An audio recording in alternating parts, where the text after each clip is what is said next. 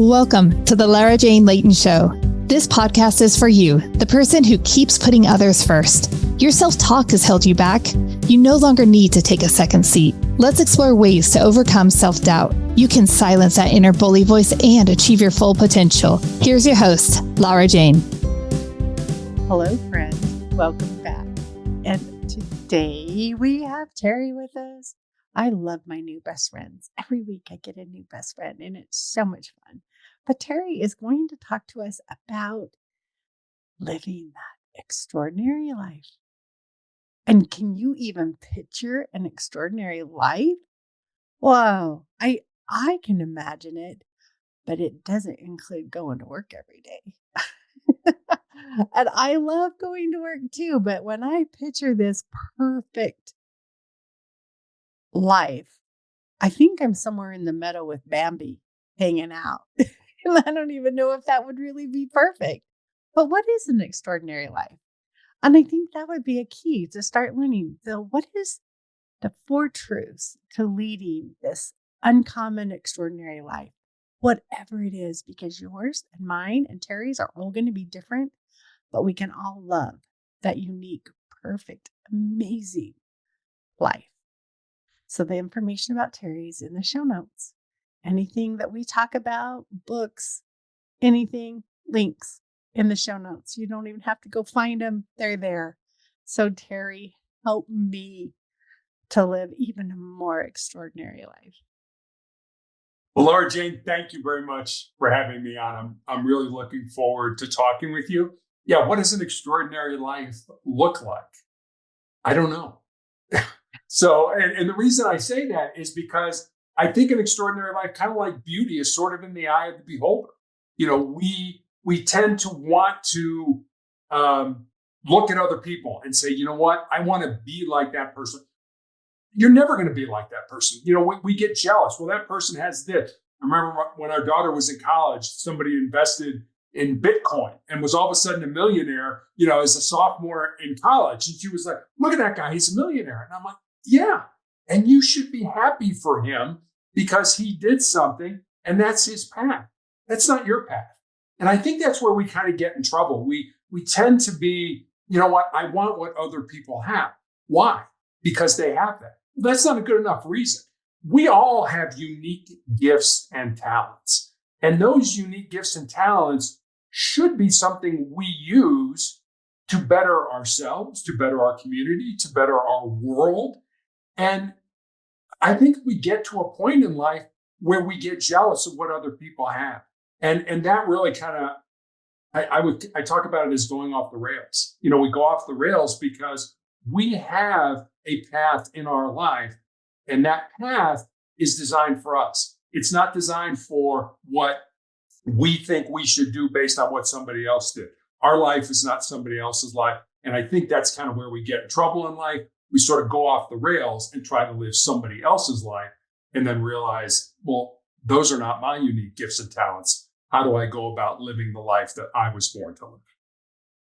I like this. And it goes back to my same old analogy that I use all the time is the monkey might think it looks really fun to fly. And he might have everybody going, wow, look how high those birds can get. Whoa, when I become better, I'll be able to get that high. Guess what? It's not the monkey's path. And when we're looking at these things that aren't our natural and want them so bad, we kind of lose the sight of who we are. And you know what? The monkey is amazing. The way he can swing through trees, the way he doesn't fear falling, he just jumps around and integrates with his, I'm going to call it tribe. But how do we be comfortable not being that flying bird? How do we tune into what our extraordinary life is? Yeah. And, you know, we talk about an extraordinary life and everybody, it's like, you know, how do you get this perfect life? Well, I think the first thing you need to understand is nothing in this world is perfect. You know, there's not a perfect human being. There's not a perfect relationship. There's not a perfect job. I was a policeman for a number of years. I loved being a policeman. I hated standing on a traffic post for 12 hours in a full uniform in the hot July sun. So there's no such thing as a perfect life. So once you understand that, I think you just take your unique gifts and talents. And what are those gifts and talents? I remember there's a book called oh shoot, I can't remember the name of the book, but it was written by a man with the name of Jason Pfeiffer, and he's the editor-in-chief of Entrepreneur Magazine. And he talks about how he got to that job. He said, I graduated from college and I went to work for a small town newspaper.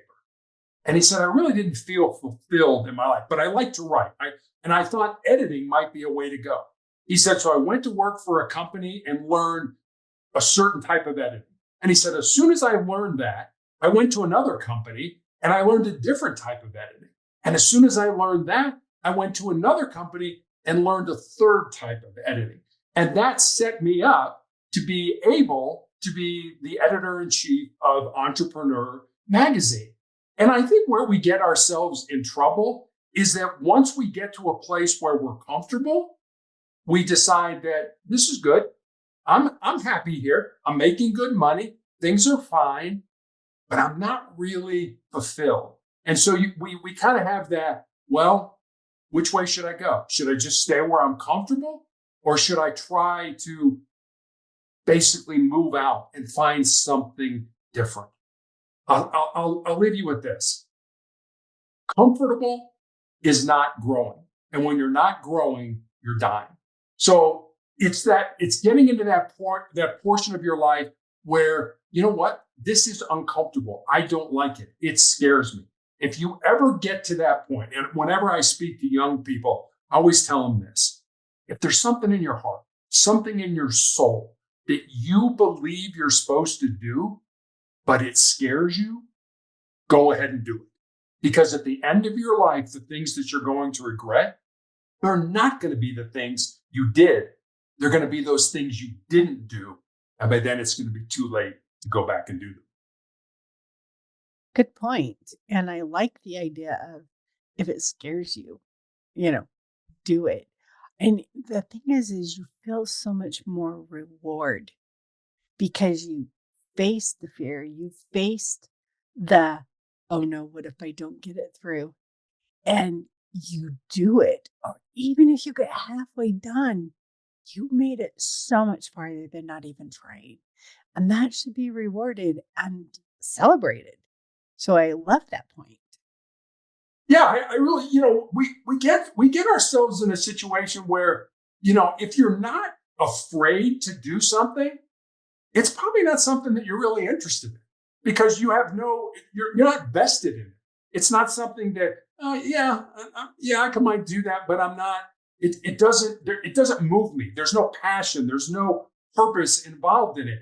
It's when you have that purpose. It's when you're on the road towards that purpose and something scares you. Yeah, you're on the right road. Keep going down that road. If you're on a road where it's not passionate, it's not something that you're really interested in, that's probably not going to be your purpose in life. Doesn't mean you shouldn't do it. Doesn't mean you can't learn from it.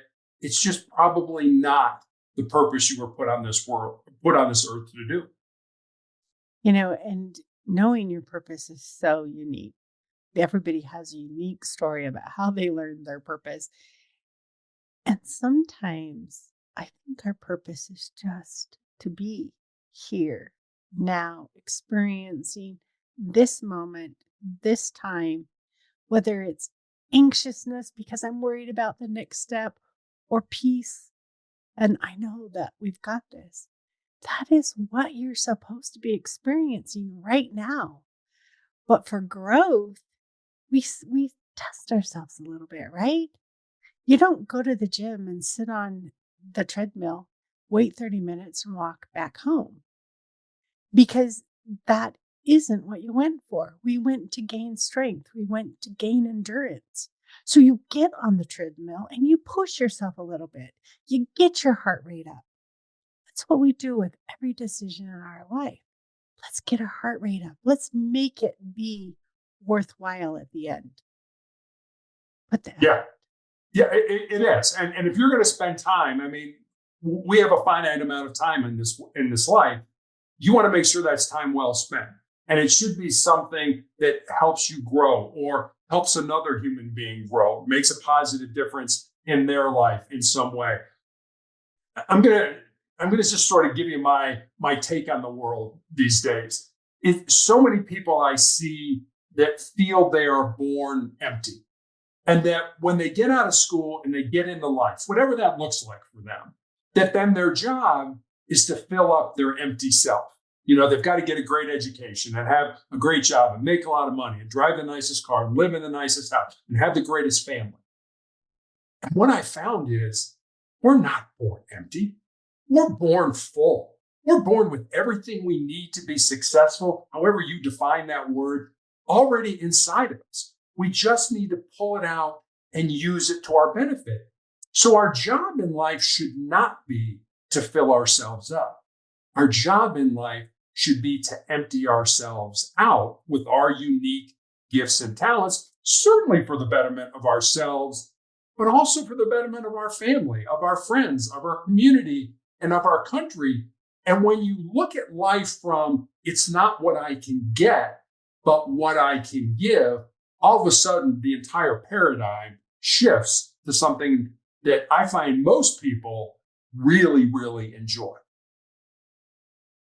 You're triggering some thoughts in my head, and I'm going to figure out how these fit because they got to fit somehow. But I was talking to a young man whose mother was a workaholic, never had time for him or his siblings. And she'd come home snappy and kind of bossy, agitated.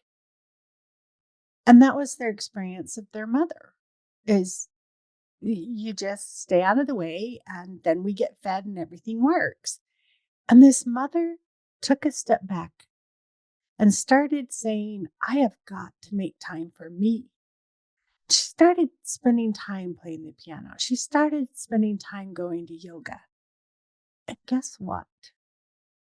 1 hour away in between work and kids made that mother come home not snappy, not bossy, but engaging with her children. And so when we think, I can't do that, that's taking away from my kids. I can't do that. I have to sacrifice and sacrifice and sacrifice. She and her kids lived a much more extraordinary life when she took those moments to step back and do something for her. And the kids felt it. Her partnership felt it. Life got better for all of them. And only one person made a change in their life. So when I make a change in my life, when Terry makes a change in your life, or when you make a change in your life, these things benefit everybody around us, not just you. And when you live extraordinary, the world around you feels more extraordinary. Yeah, it's basically, the sort of ripple effect. It's, you throw a pebble into a lake and that ripple touches all kinds of people. And the only thing you did was something for yourself. But so many other people were impacted by the positive, hopefully positive thing that you did for yourself that makes a positive difference in all these other people's lives that you touch. You know what? I was reading a Facebook post the other day, and this lady says, I'm putting myself in timeout. I need to be in timeout. I'm getting grouchy and testy, and it's just time to retreat. And I went, yes, adults need timeout too, whether it's playing the piano or taking a bath or going out with friends. That's your time out from the have tos. We have so many things in our life that we have been told we have to.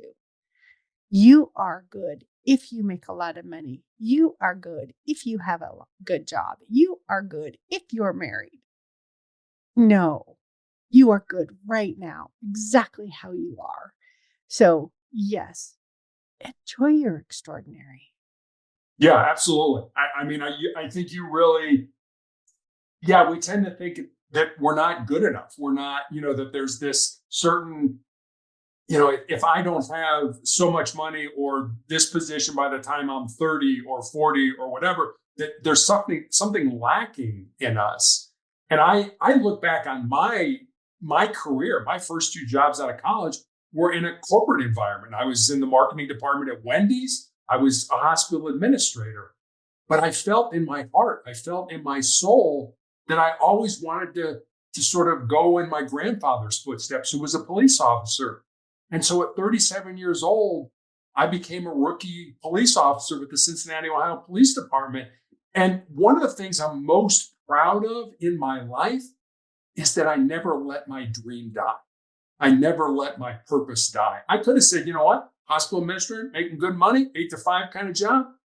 But it wasn't what I felt God put me on this earth to do. I felt I was supposed to be a police officer. And at 37 years old, I realized that dream. I love that it's not too late. Because some of us do the have-tos because that's just what's expected. But there are want-tos out there. And choose at least one thing every day that you want to. So I would love to hear these 4 truths spelled out. So before Terry gives them to us, we're going to take a quick break. We're going to get a word from our sponsor. We come back. Terry, what are those 4 truths? Be right back. This podcast is sponsored by Lara Jane Coaching. You know you're ready to silence your inner bully voice. Let Lara Jane support you with coaching. To schedule an introduction call, go to larajanelayton.com. All right, Terry. What are those 4 truths? I need these.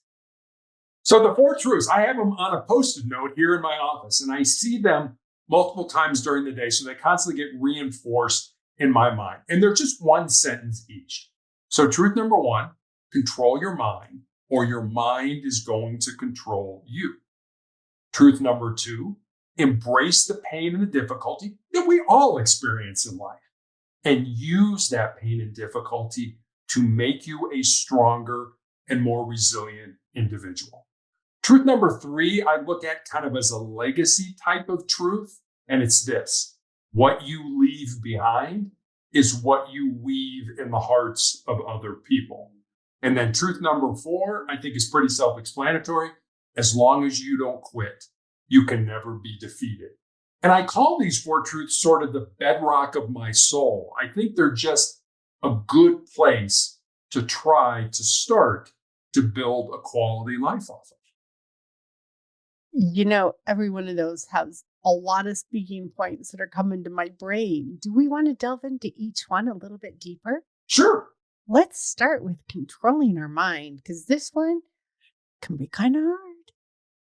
It can. And I was lucky, although the circumstances were not lucky. I was lucky to learn this early on. When I was 15 years old, I was a pretty good basketball player. You can't tell this from my voice, but I'm 6'8" tall, and actually went to college on a basketball scholarship. But in high school, I had 3 knee surgeries. And I remember when I went back playing basketball after those knee surgeries, my brain was putting all kinds of negative thoughts into my mind.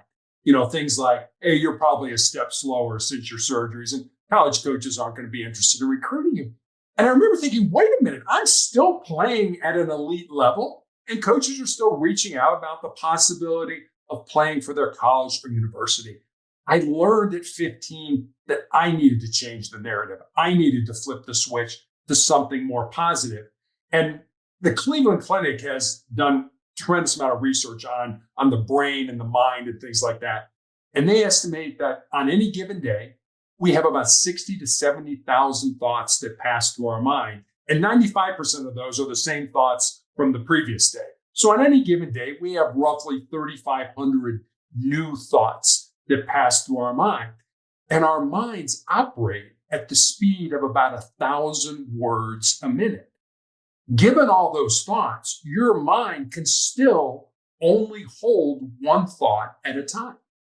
Why would you want to make that a negative thought? The problem with most of us, and I am absolutely guilty of this many times in my life, is that we think with our fears and our insecurities instead of using our minds. And I know I've done that. I know I've wanted to start a project or a business or something and be like, oh, wait a minute. Maybe I'm not smart enough. Maybe I don't have enough information. Or what will people think about me if I fail? That's thinking with our fears and our insecurities. That's not thinking with our minds. I like it. And I've always said we seem to think about our don'ts instead of our do's, which leash us and control us and hold us back. Why not switch them into do's? It's just a switch. It same thoughts. It's just what can I do? And so I love that. Control your mind. It's what am I trying to create? Am I trying to create restriction or growth? Where am I going to focus? Where is my energy going? So how about this embracing the pain? No, I don't want pain. Help. How do I embrace Well, it? you're right. You don't want pain because our brains are hardwired to avoid pain and discomfort and to seek pleasure. So, to the brain, the status quo, the way things are right now, is comfortable and familiar and should just be left alone. The problem with that is the only way we're going to grow, the only way we're going to get better, the only way we're going to improve is to step outside those comfort zones and do things that make us uncomfortable. One of the jobs I had in my life is I was a girls' high school basketball coach when we lived in Texas. And I used to constantly remind my players that they needed to become comfortable with being uncomfortable. We're all going to experience pain in our lives. And it doesn't have to be cancer pain or an illness or anything like that. It could be as simple as we break up with our boyfriend or our girlfriend, or the flight we're leaving on to go on vacation gets canceled, or someone else at work gets the promotion that we believe we deserve. Pain is inevitable. Suffering is optional. Suffering depends on what you do with that pain. Do you use it to make you a stronger and more determined individual? Or do you wallow in it and feel sorry for yourself and want other people to feel sorry for you? I remember a quote from Ernest Hemingway, one of our great writers, who said, "Life breaks everyone, and afterward, many are stronger at the broken places." And I love that quote. And now I'm going to tell you a story that's going to kind of date me a little bit. So just sort of hang with me here. Back in 1976, it was our country's bicentennial celebration. It was also the year of my 16th birthday. But there was a U.S. gold medal winning Olympic swimmer by the name of Shirley Babashaw, who had one of the greatest yet simplest quotes that I ever heard. And this is what she said. She said, "Winners think about what they want to happen. Losers think about what they don't want to happen." So winners can override their negative brains and see the positive qualities of pursuing a goal or a dream. Whereas people who are what we would consider losers, and I mean, I'm using that term very loosely. I don't think anybody's a loser, but losers can't see the value of pursuing a goal or a dream. Every single one of us in life is going to be faced with that dilemma. Am I a winner or am I a loser? What handle do we want to grab? Do I get to do something today, or do I have to do something today? Do I get to go to work today? Do I have to go to work today?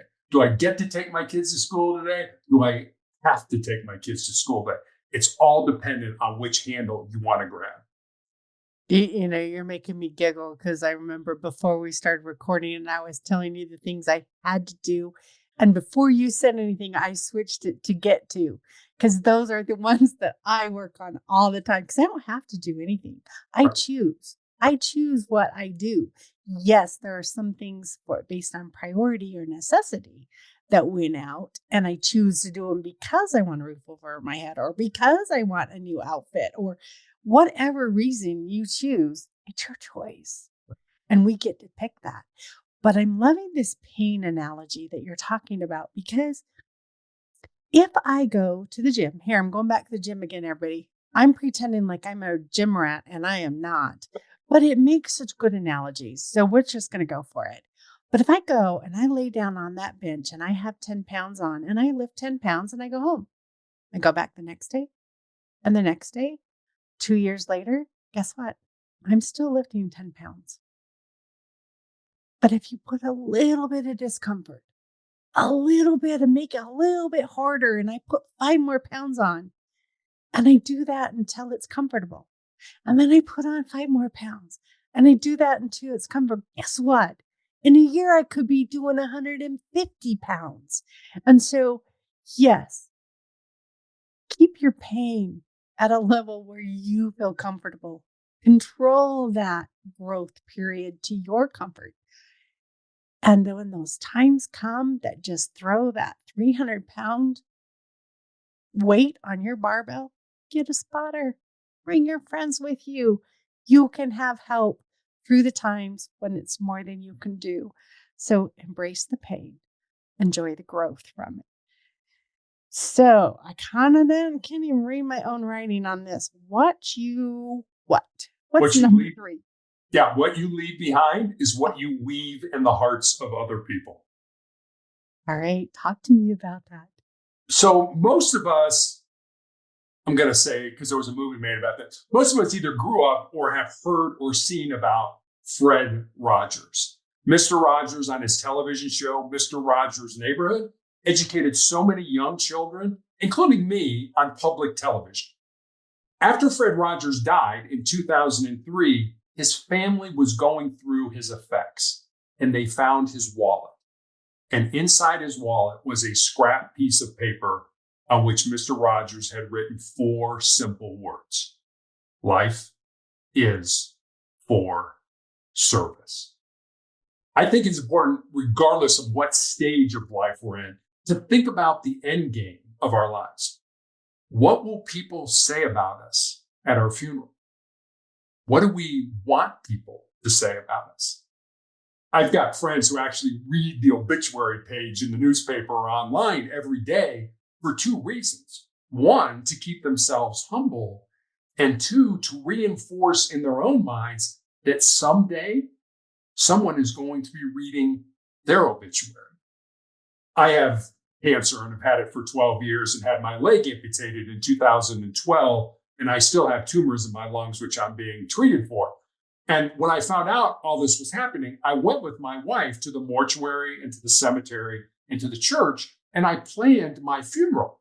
And because I give talks like this and go on podcasts where I discuss the importance of motivation and the need to keep moving forward, I actually got some brushback from people who commented that somehow planning my funeral was in some way defeatist.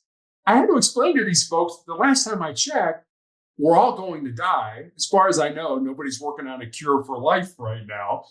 Every one of us is going to die, but not every one of us is going to truly live.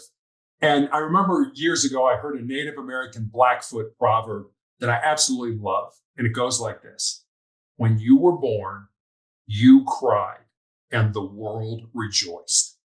Live your life in such a way so that when you die, the world cries and you rejoice.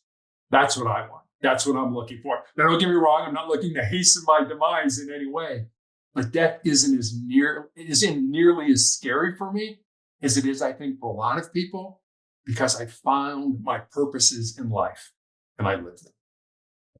And not to beat this putting your funeral thing into the ground here, but I 100% support people doing that, because what they're doing is lifting the burden of somebody else making those decisions for you. It's not a defeatist. No. I can't even say that word. It is being respectful, to not leave questions in somebody's mind. And I know that's not the topic of this conversation, but it is part of an extraordinary life when you can take your own responsibility and not dump it on other people. So yes, do your planning and love it. So when you go behind, you're leaving all the great things. What are we leaving? And I think the one thing that I would love for people to say about me that I leave behind is I genuinely cared about them, no matter what. And I truly feel like I do. I do.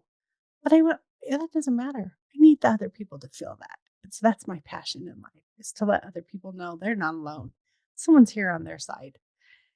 So Can I follow up with that real quick? yes. So one of the nurses who takes care of me in the infusion center is a former hospice nurse. In other words, took care of people at the end of their life. And she gave me a book to read, and it was called Imagine Heaven. And the book was about people who had near-death experiences. And I took a lot of things away from the book, but one of the things that I really found interesting was no matter who the person was, whoever they saw when they had their near-death experience, whether it was, God or a saint or an angel or a friend or a relative, the one question that always seemed to be getting asked was, how do you treat my people? How did you treat my people? In other words, just like what you said, how do we take care of each other? And I think if I want to be remembered for anything in my life, it's the connections that I had with other human beings. It's the relationships that I had with those people. It's not how much money I made. It's not how important I was or influential. None of that stuff matters. None of that stuff comes with us afterwards. What matters is the connections that we have with other people. I agree, because that's what lives on. So what about keep going? Our number 4. As long as you don't quit, you can never be defeated. I Yeah, don't keep I mean, going. I think it's pretty self-explanatory.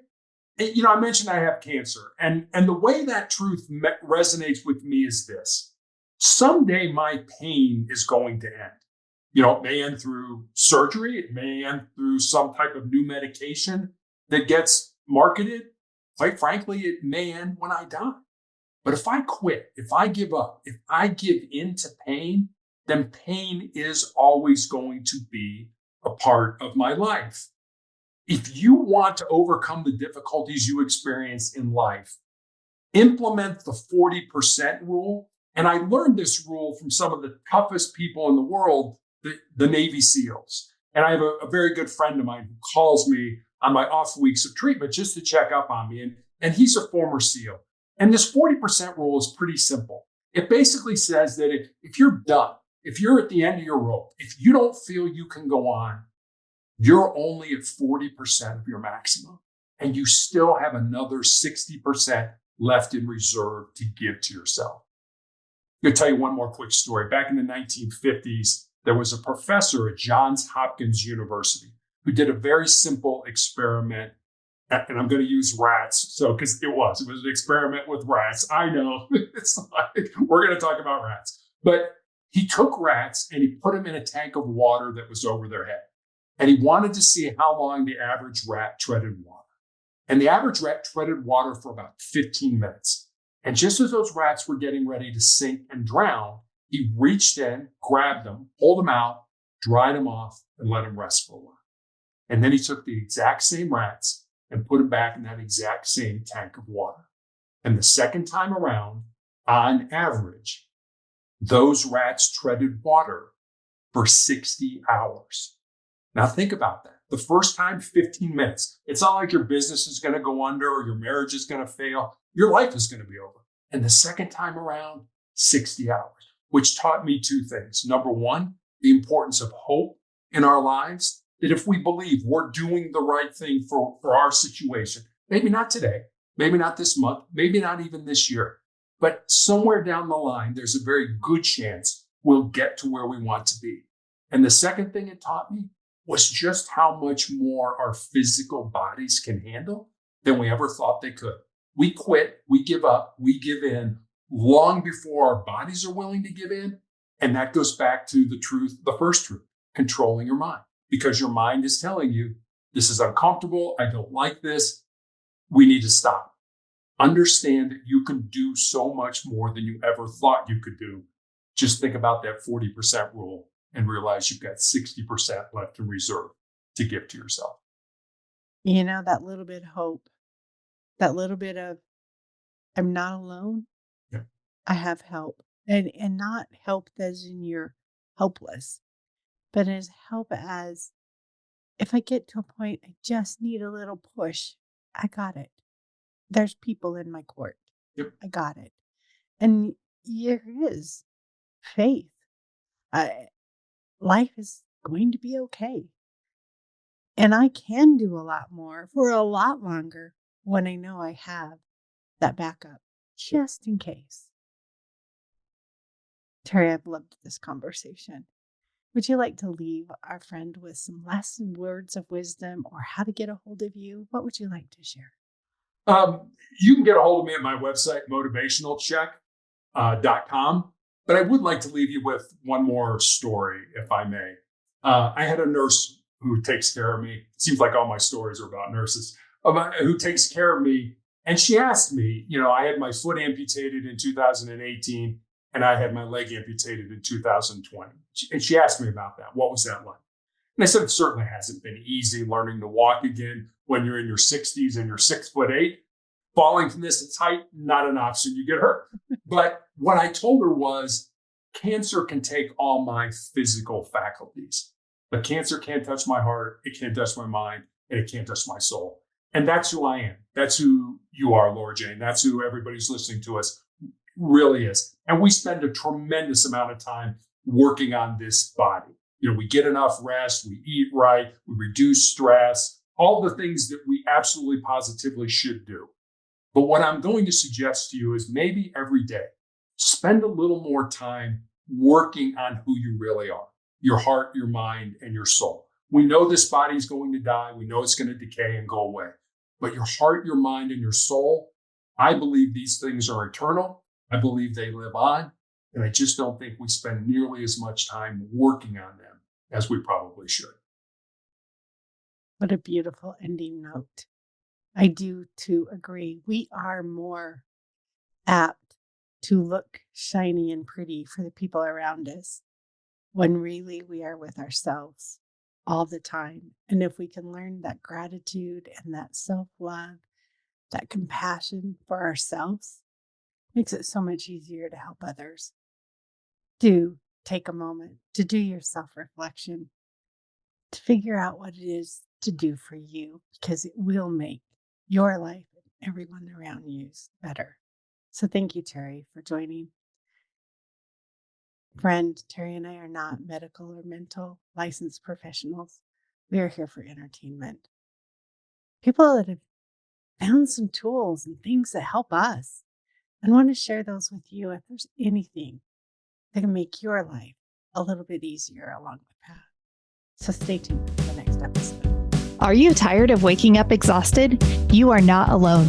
If you're looking to take your life back, let's start with the simple step of adjusting your self-talk.